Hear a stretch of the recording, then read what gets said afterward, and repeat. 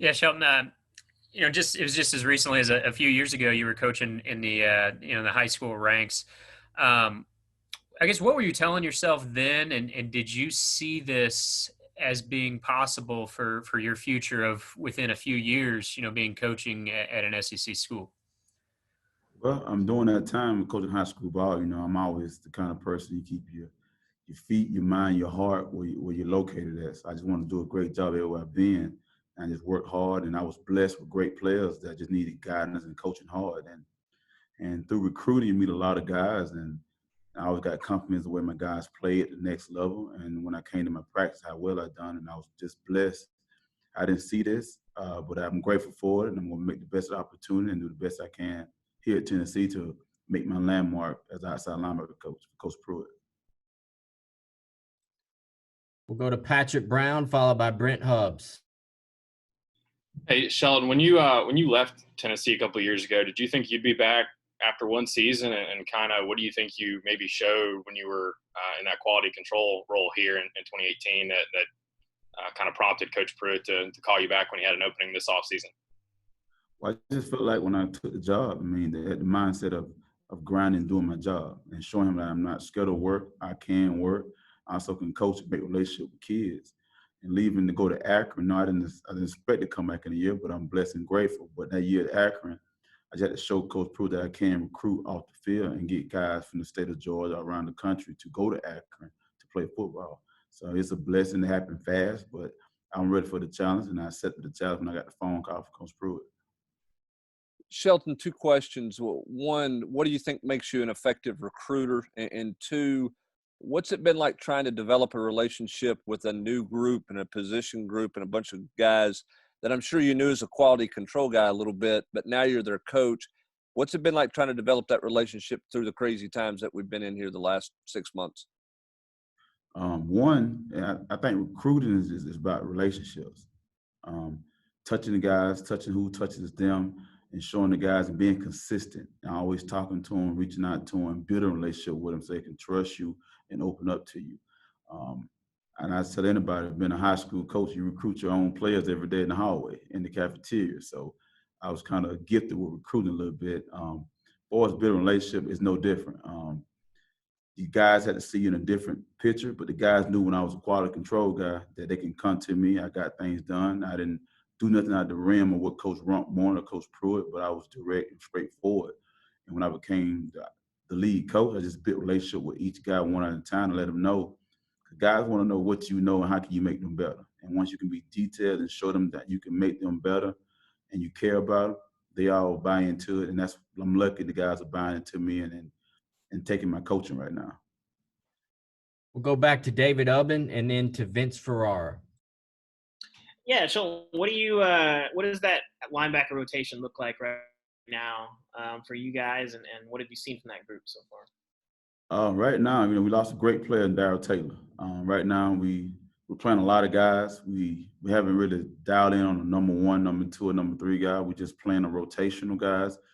DeAndre Johnson doing a great job. Kevion Bennett's doing also a great job. Roman Harris is a force to be reckoned with. We're getting a lot of work out of out of John Mincy. We moved J.J. Peterson over there to get some reps at times. And the young guys, Tyler Barron and Marvin Joseph, are doing some guys. So we were just by committee right now. We're just filling it out and just focusing on the details of getting it right. Because as Coach Pruitt said, we're going to play the best man, the best person. As of right now, we're committed. We don't have a Darryl Taylor. We're just trying to hunt a Darryl Taylor. Vince? Coach Felton, in your opinion, what are some of the most important traits to have success at that outside linebacker position? Because obviously, as you know, there's so many responsibilities that come with it. I think a great trait of a good outside linebacker, you got to be able to adapt and adjust. You got to be able to rush the pass and be athletic. You got to be able to play the run at the point of attack. And every now and then when we ask to drop in some kind of scheme, we got to be able to drop. So it's a lot of things you got to do, but a very athletic, physical guy is the kind of traits we're looking for. And I tell a lot of people when they ask me, I love basketball players. If you look at basketball players, they can do a lot of different things. And those are the kind of guys I like to have that are athletic and can do anything and not just a robot. We'll go to Wes Rucker, followed by Dan Harrelson. Yeah, Shelton, when you look at I guess the move of John Mincy there, was he a guy that was that made because there was a need there for numbers, or did y'all see something in him as a player that made you think he's a bigger body guy, but he can do this? I think Coach Pruitt and Coach Ansel also thought about numbers going into the spring because we low in numbers. We didn't have a lot of guys. But John Mincy is a very athletic, big guy who can play the jack into the boundary and do a lot of things for us. And he flashes the ability to play on the edge as a pass rusher. And the key point, he can set the point of attack against the run. So I think Coach Ansley and Coach Pruitt saw something in him before I got here, and he's flashing those signs now during camp. Dan? Coach, you mentioned Kevon Bennett. Talk about him kind of going back to 2 years ago when you were on staff and really to now with his growth and his development, he's really turned into a really good football player. I agree with you. The biggest thing that I've noticed since I've been here is maturity of the details. He's more locked in and focused. He's a natural pass rusher. He can be one of the best pass rushers in the conference once he locks himself in and focus and be consistent day in and day out. He's starting to develop into a leader in our room, leader on his team.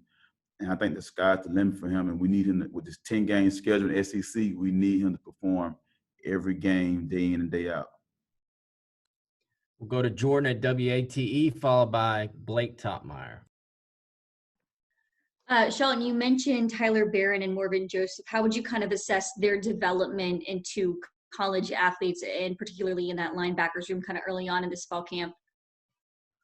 With any freshman, we're going to be tough in this defense that Coach Pruitt and Coach Anderson is running. It's a lot of things going through the young mind. They kind of look everywhere.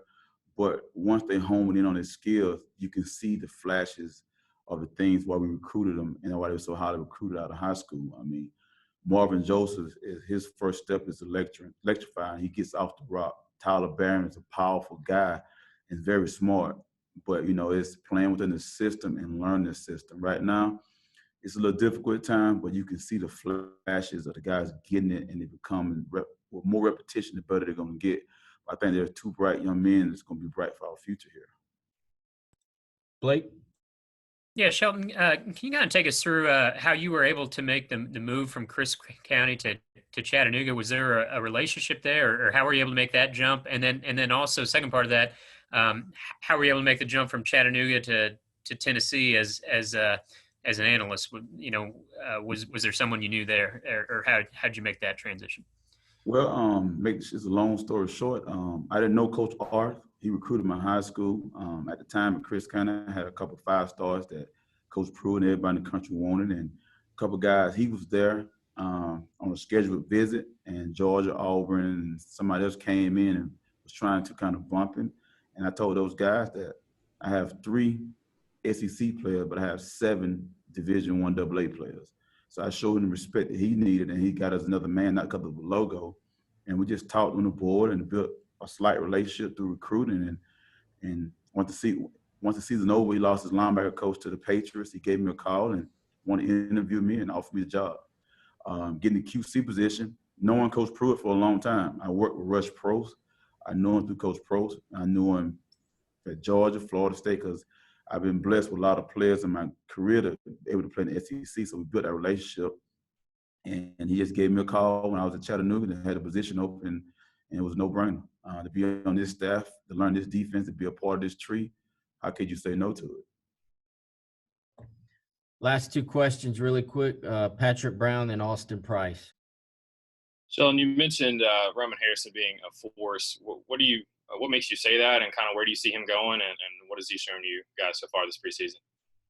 I mean, Roman has all the tools. He's athletic, he's powerful, he's quick, but he's learning to play the position.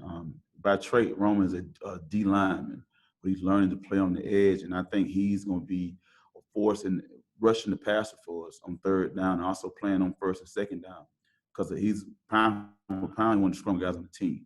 The biggest thing with Roman is processing and learning the game, which I think he's doing a good job of it. He's getting better and better with repetition. He's getting better and better. He's one of the guys we're going to lean on. Like I said, once again, we're going to play by committee until that one guy stands out. Austin? Shelton, you talked a minute ago about recruiting being so much about relationships. You come in at this odd time where you didn't get to go out on the road in the spring, obviously still in a dead period. How much of the fact that, part of your recruiting area is kind of your home state and you're part of your home state, how much does that help because you know a lot of the people down that way?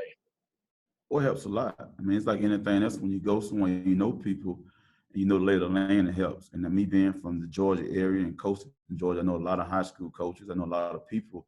So I'm able to reach those guys to let them know that who I am. And the biggest thing is about vouching for you.